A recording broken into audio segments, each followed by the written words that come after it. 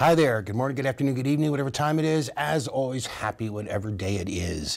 Welcome to What's Left. I'm your host. My name's Larry Erickson. And this is like a special edition of What's Left. This is a special holiday edition.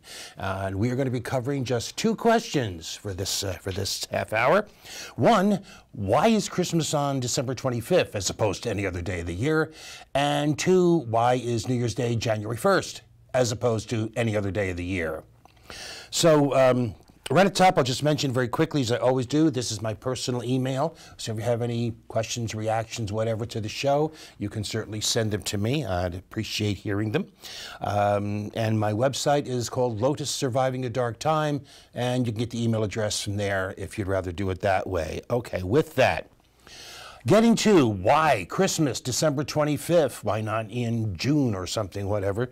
Well, right at the top, in order to do this, you have to realize something.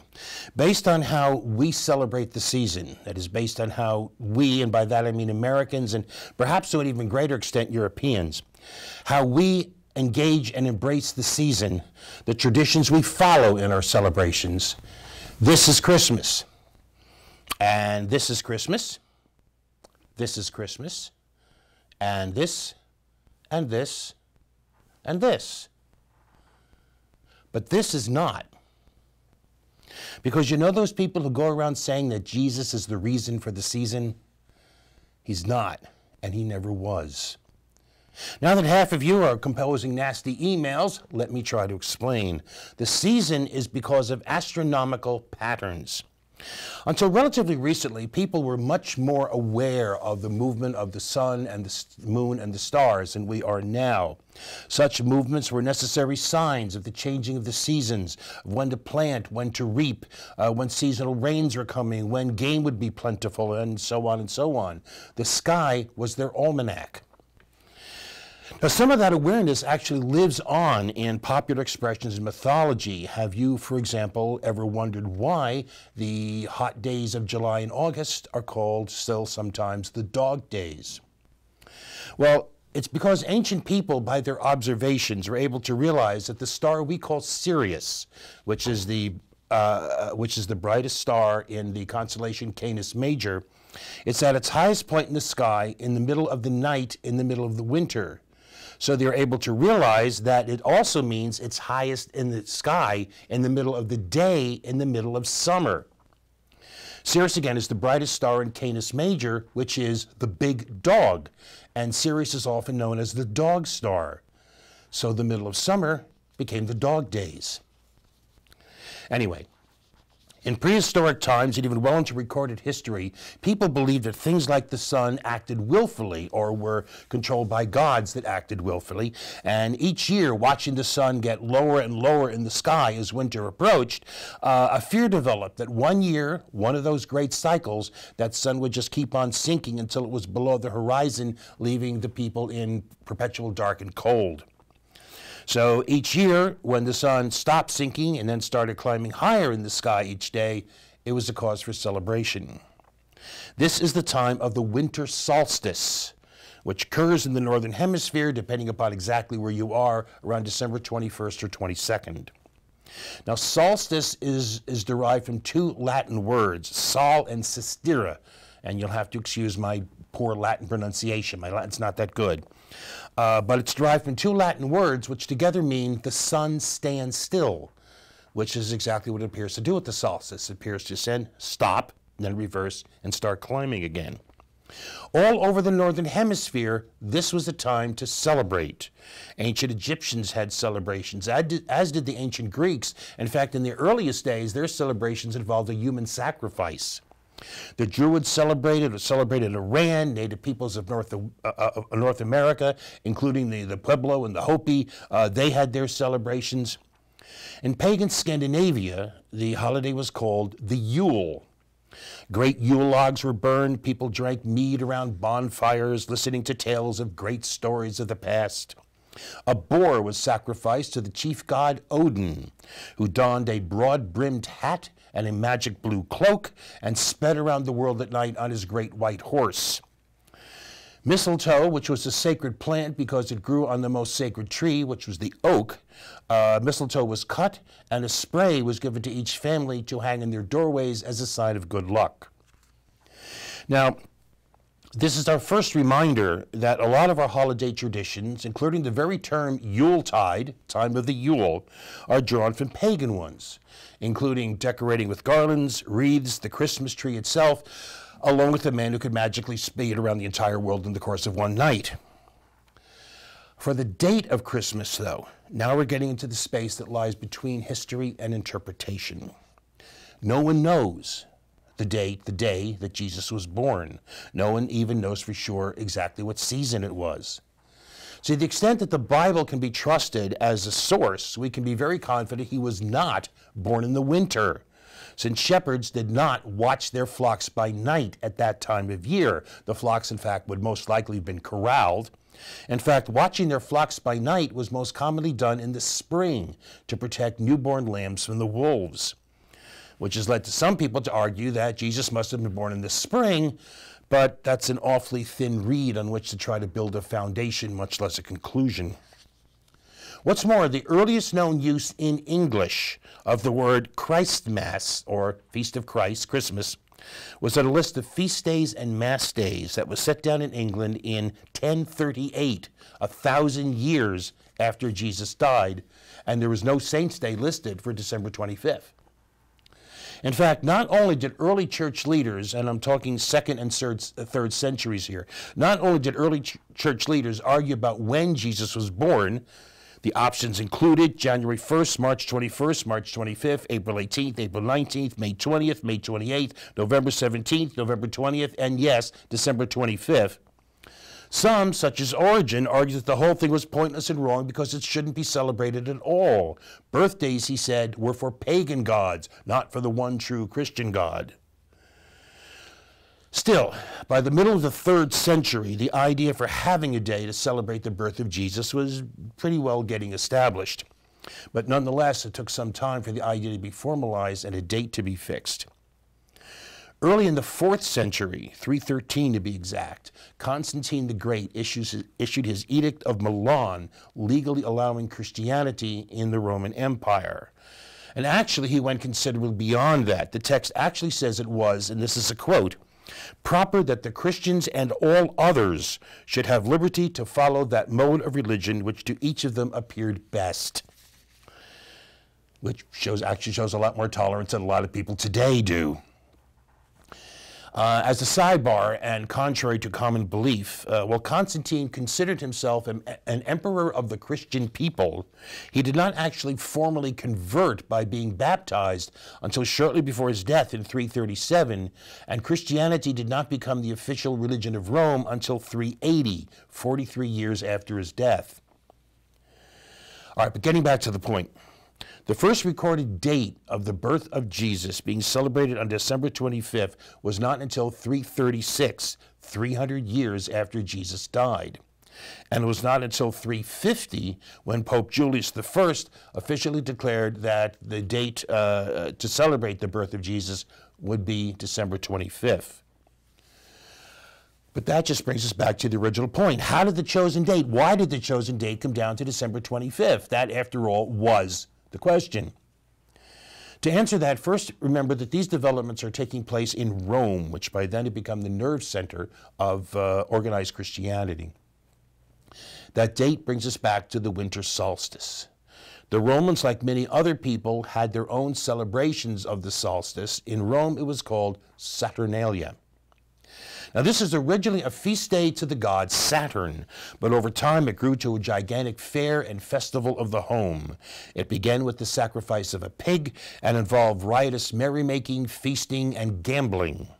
Houses were decorated with laurels and evergreens. Schools were closed. The army rested. No criminals were executed. Friends visited one another, bringing good luck gifts of fruit and cakes and candles and dolls and jewelry and incense. Temples were decorated with evergreens. Processions of people danced through their streets, their faces either blackened or wearing fantastic masks and fantastic hats. Masters feasted with slaves who could do and say what they liked, hypothetically. I doubt they really felt free to pursue the privilege, since in a couple of days they'd be back to just slaves again. But, at least hypothetically, they could do and say what they wanted. Notice, by the way, here, traditions, including decorating your home, laurels, visiting friends, gift-giving, holiday parties. These are not Christian traditions. These are Roman ones, pagan ones. Now, the old Roman goddess of the solstice was Angerona, whose festival day was, logically enough for a goddess of the solstice, December 21st. But when Mithraism, personified by the god Mithra, was introduced to Rome in the mid-2nd century, the goddess was largely supplanted in favor of Mithra's day of seasonal rebirth, which was December 25th. Mithra, himself a composite of earlier beliefs, became amalgamated with the Roman sun god Solus Indigeni, which my poor Latin tells me means the needed sun. That god, in turn, came from the Pelasgian god of light called Helios. This new being, this combination of Mithra and Solus Indigeni, this composite of two composites, was Sol Invictus, the invincible or unconquerable sun. And Mithra's day, December 25th, became Dies Natalis Solus Invicti, the birthday of the unconquerable sun. When the Emperor Aurelian proclaimed Mithraism became the official religion of the Roman Empire in 274, the day became an official holiday. All right, so put it all together. Before Constantine the Great issued his Edict of Milan, being a Christian in Rome could get you killed. Refusal to participate in the imperial cult was considered treason. During the Great Persecution carried out by the Emperor Diocletian from 303 to 311, Christian buildings in the home of Christians were torn down, their sacred books collected and burned. Christians were arrested, tortured, mutilated, burned, starved, and condemned to gladiatorial contests for the amusement of spectators. So if you wanted to celebrate the birth of the man you regarded as your savior, and the idea of having such a celebration was by then pretty well established among Christians, you had to hide it. So since the time is purely symbolic and the date basically arbitrarily chosen because no one knows the actual date for certain and it's really based on tradition and nothing more, what better time to do it than during Saturnalia when everyone else was celebrating and no one would notice? And what better day to pick than December 25th, when the birthday of the unconquerable sun could be thought of as the birthday of the unconquerable sun. Indeed, according to St. John Chrysostom, Bishop of Constantinople, writing in the late 4th or very early 5th centuries, no more than a few decades after Christianity became the official religion of Rome, he said, and I'm quoting, "The Roman Church purposefully placed the keeping of Christmas between two popular folk festivals, Saturnalia and the Calends of January, in order to give Christians something to celebrate about undisturbed while others were engaged in secular merrymaking." And Chrysostom, by the way, I believe is Greek for golden mouthed. Apparently he was regarded as having great eloquence. All right, by the year 354 CE, 4 years after Pope Julius I had designated as such, December 25th had been accepted in Rome as the date of the Feast of Christ, or Christ Mass Christmas. And gradually most of the Christian church agreed. Once Christianity became the legal religion of Rome in 380, the church began appropriating what old pagan customs it could, with the result that the merry side of Saturnalia was gradually adopted and then adapted to the observance of Christmas. So that's why Christmas is on December 25th, because Christians had hid within, then adopted, then adapted pagan celebrations of the winter solstice. By 1100, Christmas was the peak celebration of the year for all of Europe. But let me finish up by saying that even then the idea was not universally accepted. Origen's conviction that celebrating the birth of the god was for pagans persisted among conservative Christians for centuries, including, in fact, among the separatists and the Puritans that settled Plymouth, what's now Plymouth and Boston, Massachusetts. They regarded Christmas as a pagan celebration with no biblical justification. In fact, there were laws against it. As an illustration of that attitude, we have the journal of Plymouth Colony Governor William Bradford, who in his entry for 1621 recalled what he called a passage rather of mirth than of weight. Quoting the journal, On the day called Christmas Day, the governor called him out to work, as was used, but most of this new company, and here he's referring to some people who had arrived on a ship the previous month in November 1621, but most of this new company excused themselves and said it went against their consciences to work on that day. So the governor told them that if they made it a matter of conscience, he would spare them until they were better informed. So he led away the rest and left them. But when they came home at noon from their work, he found them in the street at play, openly, some pitching the bar and some at stool ball and other such like sports. So he went to them, and he took away their implements and told them it was against his conscience that they should play while others work. If they made a keeping of it a matter of devotion, let them keep to their houses, but there should be no gaming or reveling in the streets, since which time nothing has been attempted that way, at least openly. And remember, at this point he was writing, this is like 10 or 12 years after the fact that he was writing this down. And this just didn't happen here at home.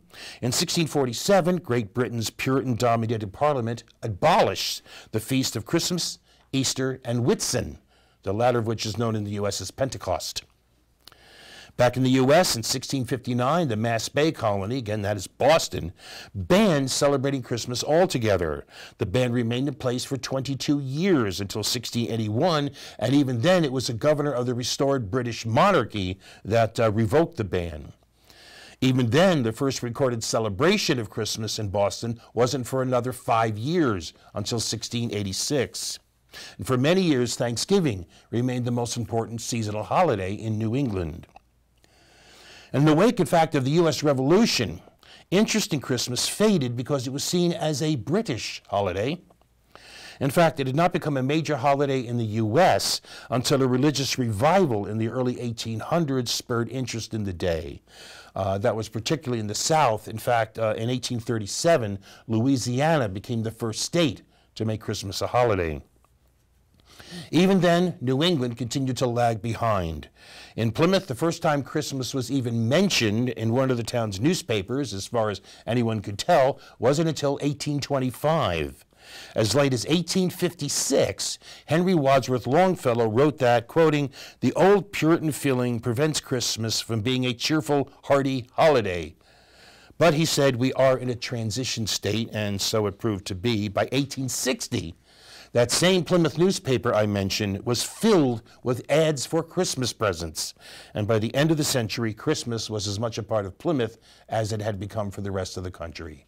And with that, let's take a break.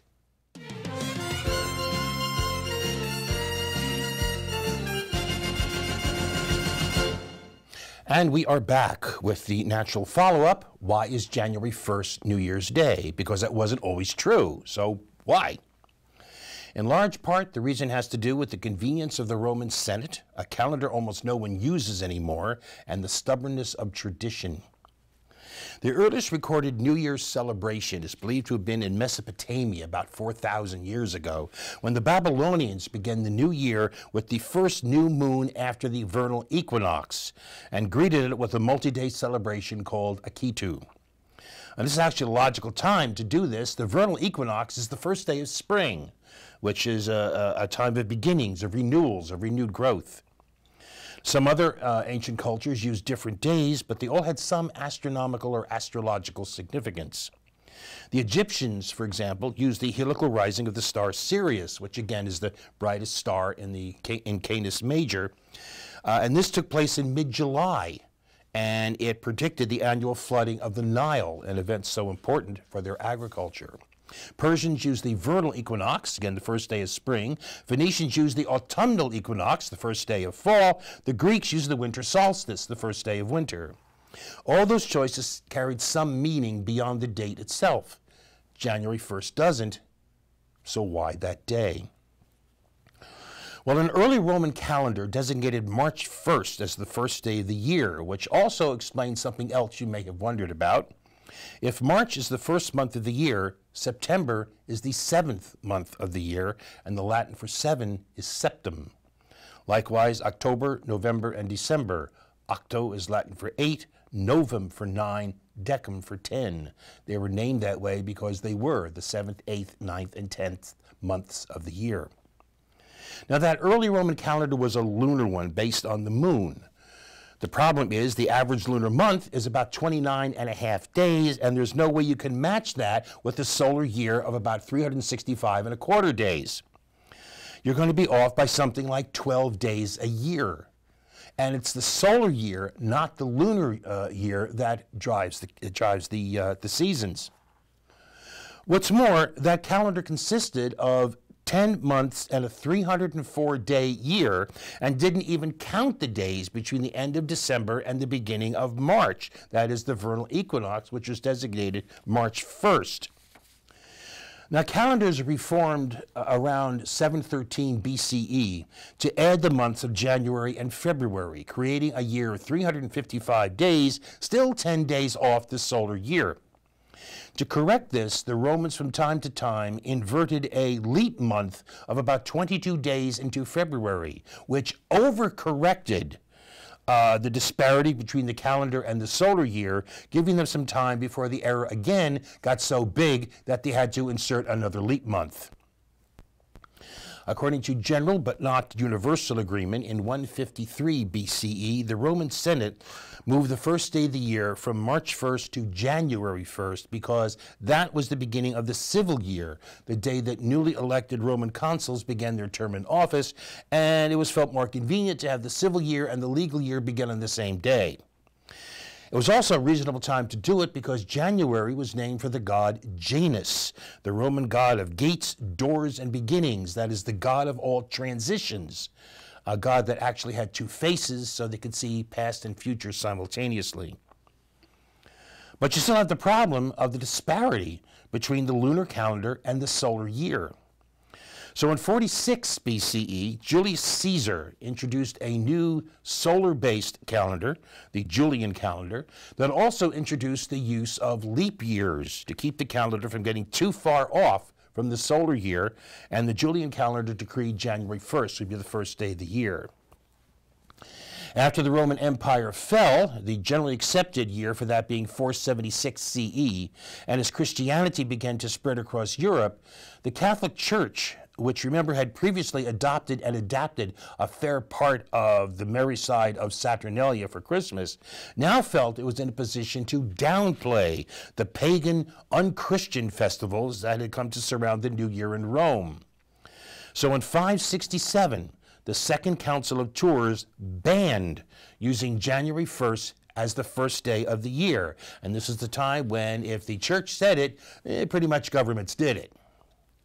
So in the Middle Ages in Europe, the official year, the official New Year, started at different times in different places. Some places use December 25th, by then the traditional birthday of Jesus. Some use the old day of March 1st.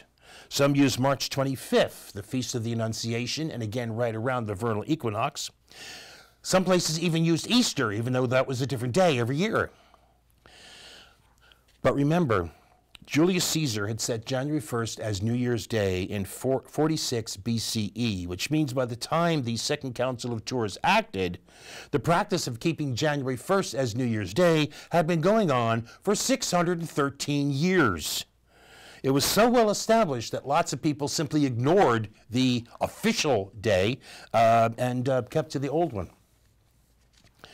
But speaking of Julius Caesar and his calendar, it was flawed just like the one it replaced, just not by as much. But it developed that the use of leap years actually slightly overcorrects the disparity between the calendar and the actual solar year. It's a small difference, but it does add up. So by the late 1500s, the calendar was about 10 days out of alignment with the solar year. So in 1582, Pope Gregory XIII oversaw the design of a new, more accurate calendar, the Gregorian calendar, which said that only century years divisible by 400, not by 4, were leap years. So 2000 was a leap year, but 1900 wasn't, and 2100 won't be. That calendar is also imperfect, but apparently it takes about 3,000 years for the discrepancy to add up to a single day, so no one really much cares. Pope Gregory also apparently knew a losing battle when he saw one, and he surrendered to tradition and restored January 1st as New Year's Day. Catholic countries in Europe were quick to adopt the new calendar. Spain, France, and Italy did it the year it came out, but Protestant ones did so only gradually, fearful that the Antichrist in Rome was actually trying to trick them into worshiping on the wrong days. Scotland, for example, didn't adopt the new calendar till 1600, and England, which had used March 25th as the start of the year since sometime in the 1100s, which also meant that at this point that was the calendar we were using here in the colonies, England didn't finally make the change from the Julian to the Gregorian calendar until 1752, 170 years later. By that time, the Julian calendar had fallen 11 days behind the Gregorian calendar, which was corrected by removing 11 days from the calendar. Wednesday, September 2nd, 1752, being followed by Thursday, September 14th, 1752. Now, there are tales of riots breaking out with people believing that their lives would be 11 days shorter, or they'd lost 11 days of wages, or whatever. Now, while such sentiment certainly existed, historians are now of the opinion that these riots never actually happened. However, the change of calendar was an issue in the 1754 English parliamentary elections, so it's hard to credit the idea that there were no protests of any sort. All right, anyway, that's it. January 1st is the first day of the year, not due to any special significance or meaning of the date itself, but due to the convenience of the Roman Senate, the Julian calendar, which almost no one uses anymore, and the surrender of Pope Gregory XIII to the persistence and stubbornness of tradition. So in the spirit of Constantine, let me say Merry Christmas, Happy Kwanzaa, Happy Hanukkah, Happy Festivus. For all the atheists like me out there and all the pagans out there, Happy Winter Solstice. And to all of us, Happy Holidays and Happy New Year. Like the man said, we are halfway out of the dark. And so may your new year be filled with joy and, as always, peace.